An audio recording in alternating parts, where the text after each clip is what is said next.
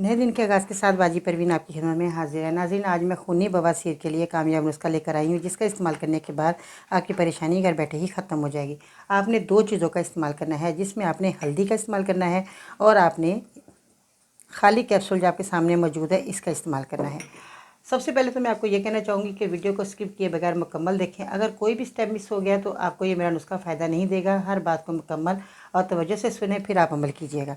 अब आपने क्या करना है कि कितनी क्वांटिटी में चीज़ों को लेना है। छोटा कैप्सूल जो आपके सामने मौजूद है, अगर आपके पास छोटा कैप्सूल मौजूद नहीं है तो आप वैसे ही हल्दी का इस्तेमाल कर सकते हैं। और हल्दी आपने लेनी है आधी चम्मच। अब आपने दवा को बनाना कैसे है, छोटे कैप्सूल आपने लेने हैं और हल्दी का आपने पाउडर बना लेना है अच्छे तरीके से। हल्दी वो लेनी है जो साबुत हल्दी है, उसका आपने पाउडर बनाना है, जैसे मैंने बनाया हुआ है। तो इस हल्दी का आपने जब पाउडर बना लेना है तो छोटे कैप्सूल आपने लेने हैं। कम से कम आपने 30 अदद कैप्सूल ले लीजिएगा, ताकि आप रोज़ाना ये कैप्सूल खाएं।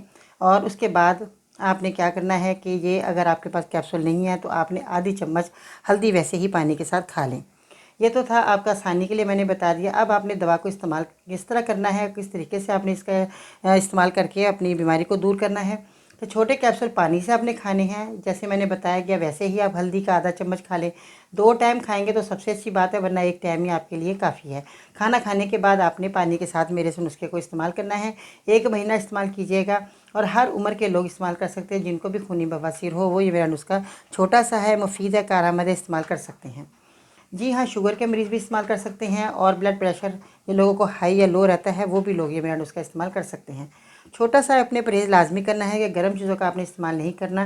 तेज़ यानी कि बहुत ज़्यादा मिर्च मसाले उनका आपने इस्तेमाल नहीं करना।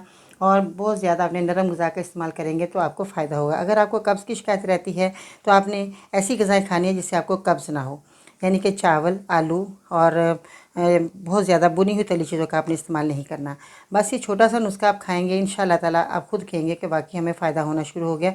इतनी महंगी महंगी दवाइयाँ खाने की आपको ज़रूरत पेश नहीं आएगी। आई होप कि आपको मेरी वीडियो बहुत पसंद आई होगी। लाइक करें, शेयर करें, मेरे चैनल को सब्सक्राइब करना मत भूलिएगा।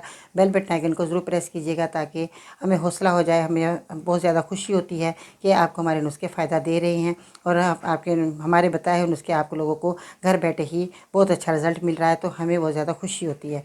बहुत शुक्रिया आप हमारे साथ रहे, इतनी देर हमें देखा सुना। थैंक यू सो मच जी। इंशाल्लाह ताला ज़िंदगी रही तो फिर मिलते हैं नई वीडियो में। तब तक के लिए अल्लाह हाफिज़।